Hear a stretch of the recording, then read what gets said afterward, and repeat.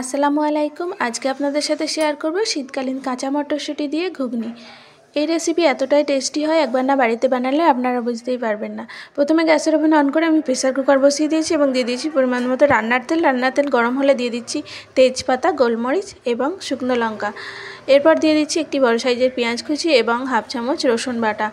ভালোভাবে ভেজে নেব পেঁয়াজ ও রসুন। যখন পেঁয়াজ ও রসুন থেকে হালকা স্মেল বের হবে তখন ছোট ছোট টুকরো করে রাখা আলু এবং মটরশুঁটি প্রেসার কুকারের মধ্যে দিয়ে দেবো। দিয়ে খুব ভালোভাবে কষতে থাকবো। সকালের নাস্তায় রুটি, লুচি, পরোটার সঙ্গে এই ঘুগনি খেতে খুব টেস্টি লাগবে। তো বাড়িতে যেহেতু সবারই এখন মটরশুঁটি থাকে, তাই ঝটফট সকালের নাস্তায় কি বানাবো এত চিন্তা না করে মটরশুঁটি দিয়ে ঘুগনি বানিয়ে রুটি, লুচি, পরোটা বা মুড়ির সঙ্গেও খেয়ে নিতে পারেন। আমার এই রেসিপি যদি আপনাদের ভালো লেগে থাকে, লাইক, কমেন্ট, শেয়ার ও সাবস্ক্রাইব করে পাশে থাকবেন। আমার অন্যান্য রেসিপির জন্য আমার চ্যানেলে ভিজিট করতে পারেন। যাই হোক, খুব ভালোভাবে কষিয়ে নেওয়ার পর আমি এর মধ্যে মশলা দিয়ে দেব।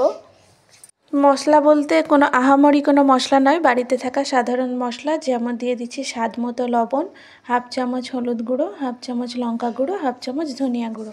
মশলা দেবার পর 3 থেকে 4 মিনিটের জন্য মিডিয়াম ফ্লেমে খুব ভালোভাবে কষাতে থাকবো। এই ঘুগনির মধ্যে যদি টমেটো ব্যবহার করা হয় আরও দ্বিগুণ স্বাদ বেড়ে যায়। যেহেতু আমার বাড়িতে এই মুহূর্তে টমেটো শেষ হয়ে গেছে, তাই আমি ব্যবহার করছি না। আপনারা চাইলে টমেটো ব্যবহার করতে পারেন, এতে স্বাদ আরও বেড়ে যাবে। যাই হোক, খুব ভালোভাবে কষিয়ে নেওয়ার পরে এর মধ্যে আমি দিয়ে দেব জল। যেহেতু আমি এখানে খুব ভালোভাবে কষিয়ে নিয়েছি, আলুও মোটামুটি সেদ্ধ হয়ে গেছে আর ফ্রেশ মটরশুঁটি খুব একটা শক্তও হয় না, তাই এখানে আমি দিয়ে দিচ্ছি 1 কাপ জল। খুব বেশি জল আমি ব্যবহার করব না। 1 কাপ জল দিয়ে আমি ঢাকনা বন্ধ করে রেখে দেব এবং সিটি হতে দেব 4 থেকে 5টি। আর গ্যাসের ওভেন রাখবো মিডিয়াম ফ্লেমে। 4 থেকে 5টি সিটি হবার পর যখন প্রেসার কুকার খুব ভালোভাবে ঠান্ডা হয়ে যাবে তখন খুলে দেখব আলু মটর সেদ্ধ হয়েছে কি না। 4টি সিটি হবার পর খুলে দেখব যে আলু মটর খুব ভালোভাবে সেদ্ধ হয়েছে কি না।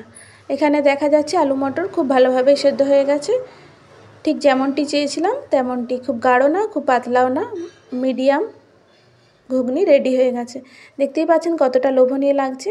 ভিডিওটি ভালো লাগলে লাইক, কমেন্ট, শেয়ার, সাবস্ক্রাইব করবেন। ফিরে আসছি।